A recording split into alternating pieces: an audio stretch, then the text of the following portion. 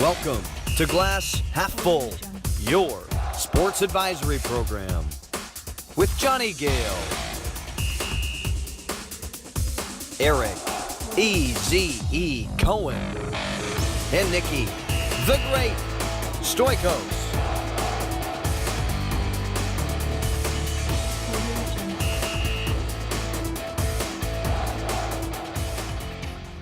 Welcome to Glass Half Full. I'm your host, Jonny Gayle, joined by my top-notch premium sports handicappers, Eric, Easy E. Cohen, and Nikki, the Great Stoikos. Now, these boys, they were on fire last week, 2 for 3 on their medal picks. I'm going to hand it over to Nikki so he can give a recap of his week.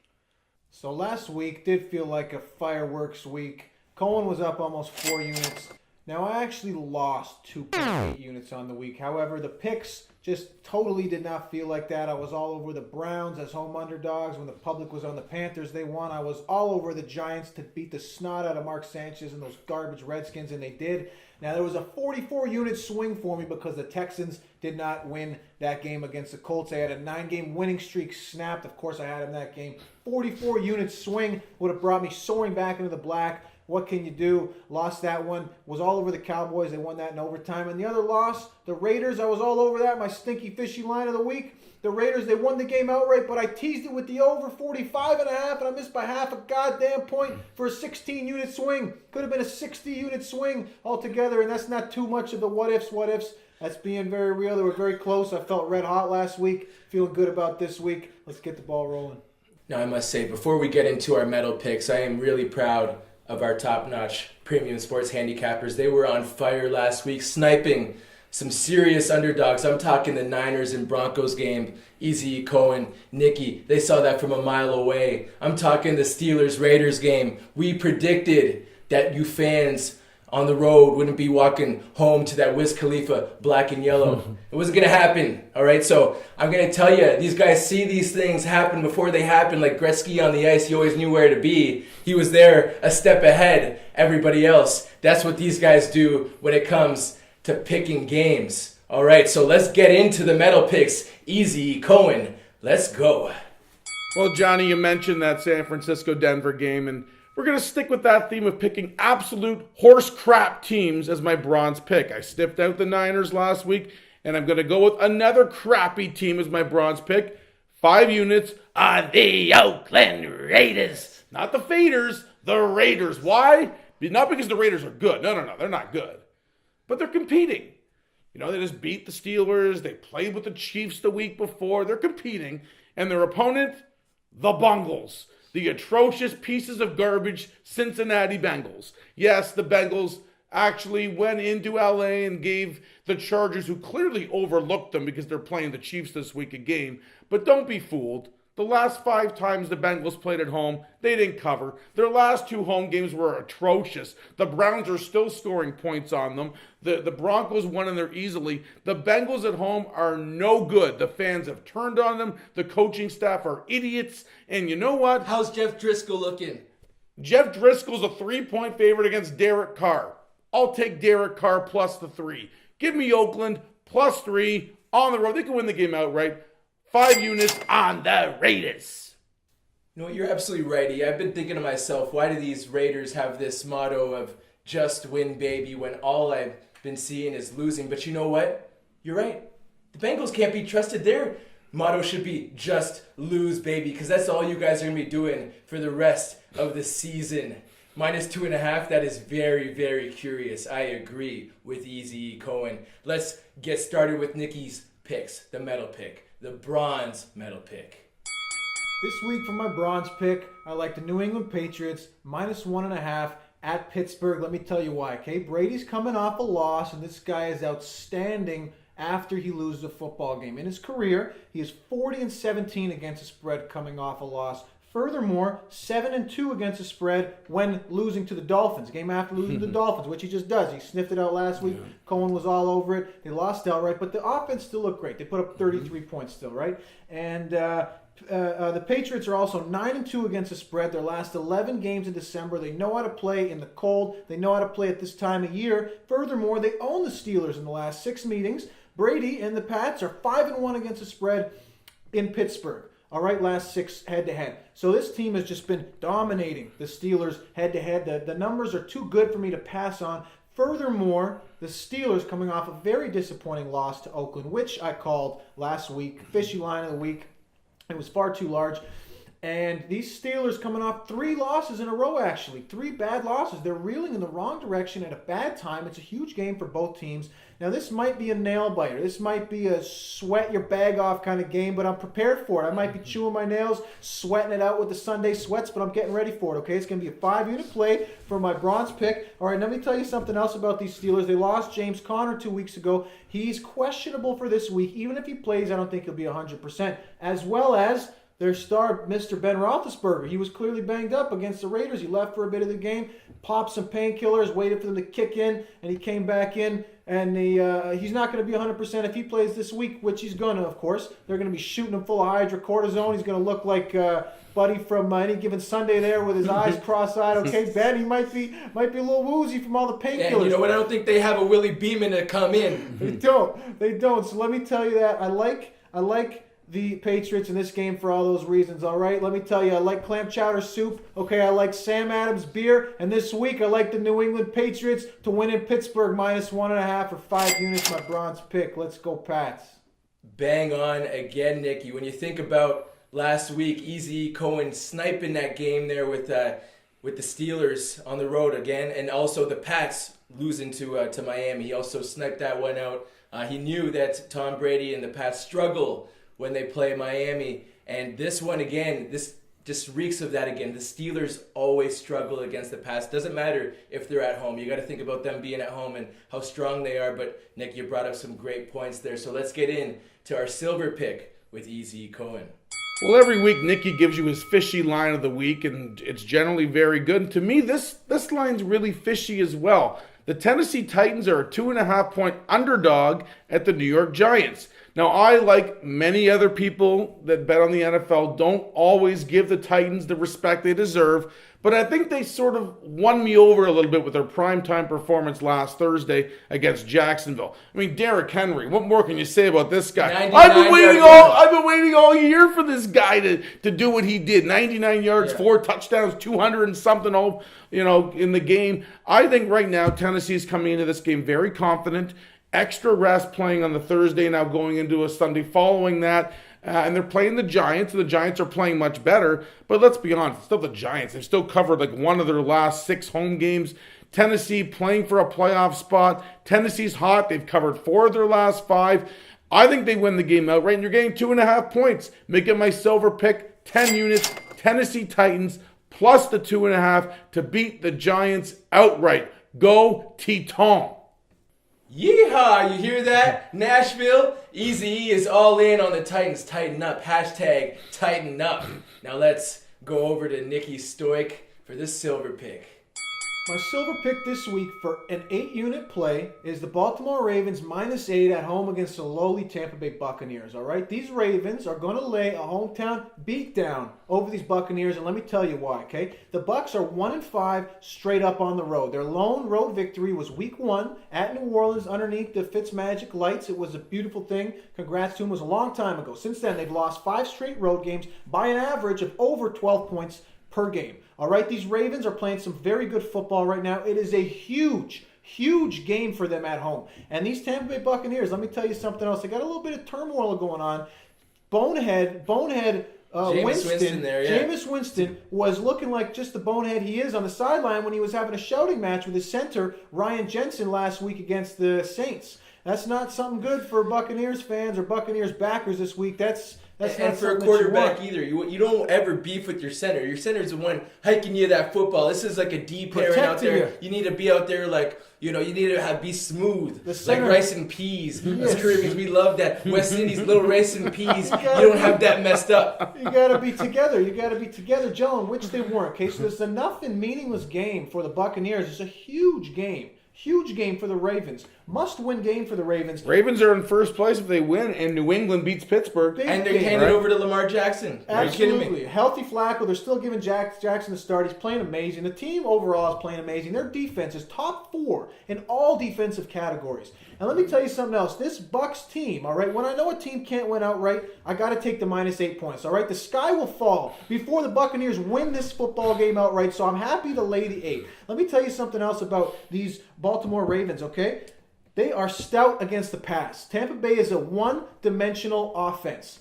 Simply, that's what they are. They're a one-dimensional offense. All they do is pass, and the Ravens are going to be able to stop that. Let me tell you what they've done in 5 games, 5 games. And Jameis Winston, I don't think he's going to be doing any of these eating his fingers on Sundays. I know he's been saying, yeah, he's eating that offense, he's eating that defense. None of that is going on. He's going to be getting eaten up by these Baltimore Ravens defense, all right? 5 games against one-dimensional offenses. What these Ravens have done is won every single one of them by double digits. Okay, Week 1 versus the Bills, win 47-3. Week 3 versus the Broncos, win 27-14. Week 6 at the Titans, win 21-0.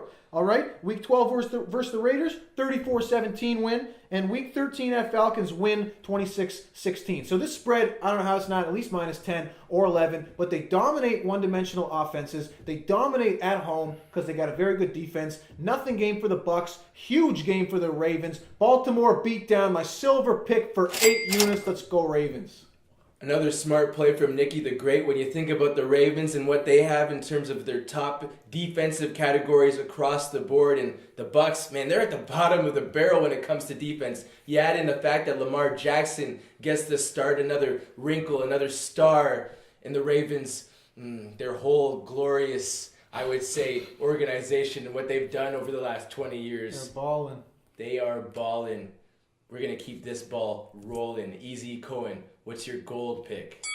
Well, in the NFL, I think it's very important that you can't think too much of what just happened lately. Too many people watch something and then immediately go to click it the next week thinking, well, this team just won, they're great, or this team just lost, they suck. It doesn't work that way. Things change week to week in the NFL, and for my gold pick, it's a public play, which scares me a little bit, but it's a 15-unit play on the Houston Texans, -6 against the Jets. They just had their 9-game winning streak snapped. Cost me 4.5. I know. I'm sorry about that because I liked them against Indy last week too, and that does suck. What are you going to do? I know, it sucks. But I'm going to go right back to the Houston Texans because I believe this team is a top 10 team in the NFL. I believe they're elite, and I believe if they didn't just lose to the Colts at home, and if the Jets just didn't beat the Bills, then this line would have been a lot bigger than 6. Houston will win this game by a touchdown or more. I'm very confident. I like this team. Their previous 2 wins before last week were against Cleveland and Tennessee. They beat them by 16 and by 17. They were playing really good football. I believe that is the real Houston Texan team, not the team you saw last week against the Colts. By the way, the Jets, after a win, they've not covered 5 of their next six. They're not a team that's going to go on a win streak. I don't like what I see from the Jets. Sam Darnold, he had that miracle touchdown in the 4th quarter, but he got hurt last week again. He hadn't played in a month. I think he's rusty still. I think Houston goes into New York and beats the Jets by 7 or more. I will lay 6 with the Texans. 15-unit goal play. Let's go, Houston. And easy, you talk about week to week and, fans getting in a hizzy about what happens. Last week this team did this and, that week this team did that. Well, you think about it. Look, Andrew Luck, 2 weeks prior, 0 points against the Jags. You think, what's going to happen? No, bounce back game against Houston. I think that's what happened there when that 9-game win streak got snapped. So you're right to go right back to Houston. Smart play there. But things changed. You got to think about the past as well. 1 week doesn't make a whole season. All right, so let's go to the gold pick for Nicky the Great. My gold pick this week is the Miami Dolphins +7 at Minnesota. All right, let me tell you why I like these Dolphins. They got a cute little 2-game winning streak going on, including the Miami Miracle beating the Patriots on a last-second play last weekend to keep their playoff hopes alive. So this team is going to be playing balls to the wall this Sunday. All right, now these Vikings are reeling in a very bad direction at a very inopportune time. Okay, they've lost 3 of their last 4 games, and in those 3 losses have scored a total of 37 points. That's just over 12 points per game. Now, I don't think this offense is going to do very good against Miami's defense. All right, Minnesota looked like crap on Monday night. And a couple weeks ago in primetime football, all right, Mike Zimmer was asked after the 54-51 shootout what he thought of it, and his response was, and I quote, "It's not my cup of tea. It might run me out of football." That's what this guy said. Mr. Zimmer, I'd like to know, what is your cup of tea, sir? Is it posting a goose egg 0 on offense until the last possession against Seattle on Monday Night Football? Or is it the other losses where you scored about 12 points per game? Okay, your offense stinks. They just fired their offensive coordinator. This team is in shambles. Unlike the Packers when they got rid of McCarthy, the team gelled more. I don't think that's what we're going to see here. They fired that OC because this team doesn't know what the hell's going on offense. $84 million for Kirk Cousins. Got to be the most overpaid athlete at the moment in all of pro sports, I believe. Very underwhelming season. Very underachieving season, all right? Now, Tannehill, he's been playing kind of banged up, but I think he's going to do enough in this game to keep it tight, okay? Even if Osweiler has to come in, I don't even want to think that. But I don't think he's going to. I think Tannehill, hopefully they dose him up with some hydrocortisone, and that ankle of his is good enough to keep this game tight, at least for him to play. All right, big fella, I hope you do it for me because I love him at +7, okay? Let me tell you something else about these Vikings. Their offensive line is in shambles, and to make matters worse, they just lost right tackle Brian O'Neill. That's bad news for them, especially against some very potent edge rushers, all right, in Cameron Wake and Robert Quinn. Now, I think Miami is going to make the Vikings' life miserable in this game. All right, I think it's also going to be low scoring. So I got 10 units +7 for my goal pick. It's going to be a double goal pick coming at you. 10 more units on the under 45. Okay, I think it's going to be kept close in a low scoring game. That's my goal pick. Love the Vikings. No, hate the Vikings. Love the Dolphins. +7 as well as the under 45. 10 units apiece. Let's go fishy fish. And speaking of fishy fish, oh God, I smell something. It's coming in. I don't know what the hell that is, but Nikki, I understand you got your stinky fishy line of the week, and you guys have been stiffing them out lately. So, tell me what you got. Well, let me tell you about my fishy line of the week, all right? Just like this stinky Atlantic mackerel right here, it's the Green Bay Packers +6 at Chicago. Now, you know what? This line is exactly where it should be, but it stinks a little bit to me, and let me tell you why, okay? We were just talking about how the Green Bay Packers actually can make the playoffs this year. Mathematically speaking, they just got to win out. That's all they got to do. After this game against Chicago, against a very, very good Bears team, who I like very much. I loved them last week. Super Bowl contenders, in my humble opinion. But Green Bay, this game is their Super Bowl. This Sunday is their Super Bowl, all right, in Chicago. It's a huge game for them. I look at them like they're 1-0 under Joe Philbin.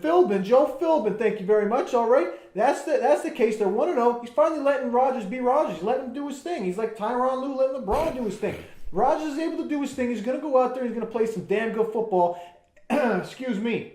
And if there's anybody who knows a thing or two about playing in the cold, it's Aaron Rodgers and the Green Bay Packers who play at Lambeau Field, all right? I like Green Bay to keep this game close, man. It's not a very big game for Chicago. They got the division on lock. They practically secured it. Mathematically, have they? Yeah, Did they but win the Vikings are 2.5 back. Division, right? So yeah. It's not even a big game for Chicago. They might take their foot off the gas pedal. All right, it's going to be it was a huge emotional victory after that win against the Rams, right? So And when you talk about the Packers and them having to win outright, what they have left, they got the Jets, they got the Lions. That's why this game is ultra important. This like is you're the saying, tough this one. is the Super This Bowl is the game tough for them. their Super Bowl. This is their Super Bowl. Green Bay is preparing for this game like it's their goddamn Super Bowl because it is. It's a must-win. The Bears are not preparing for this game like that, Case, because it's not. So the energy levels I expect to be drastic. Now, I'm a big fan of Chicago, all right? So, again, I don't expect them to totally take their foot off the gas pedal. But they know that they're already secure. Green Bay is going to be putting their life on the line in this game. Rodgers is going to be throwing the ball. I like Green Bay, plus a 6 points, all right? It's a 7-unit play for me. Smells a little stinky like this jumbo Atlantic mackerel. Give me Green Bay, plus a 6 points for my fishy line of the week for 7 units. Let's go, cheeseheads. Well, Nikki just threw that fish from here to Lake Erie. It's out of here. Couldn't stand the smell of that fish. Thank God it's gone. But I'll tell you, there's a new smell. It's the print of money. And it's coming. It's coming your way. It's already filling up our pockets because Eazy-E, he's going to get us started on a couple of teasers. He's been on fire. You better listen up. Your pockets will get a lot fuller.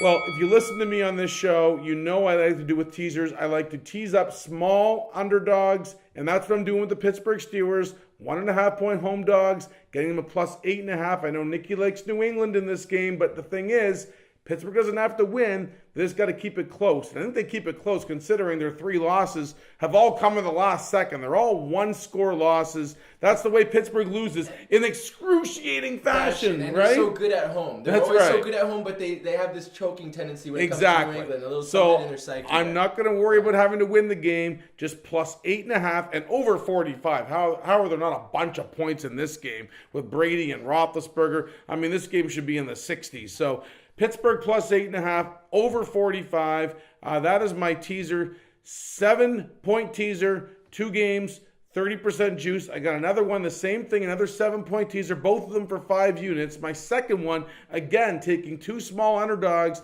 teasing them up. Tennessee plus 9.5. Tighten up. They can win the game outright. And the Dallas Cowboys, that's also a bit of a fishy line. Plus 3. Team that's won 5 in a row. They're plus 3 at Indianapolis. I like Dallas plus 10. Dallas is a top-ranked defense right now. So give me Tennessee plus 9.5. Dallas plus 10. 2-game, 7-point, both for 5 units. Let's hit them both.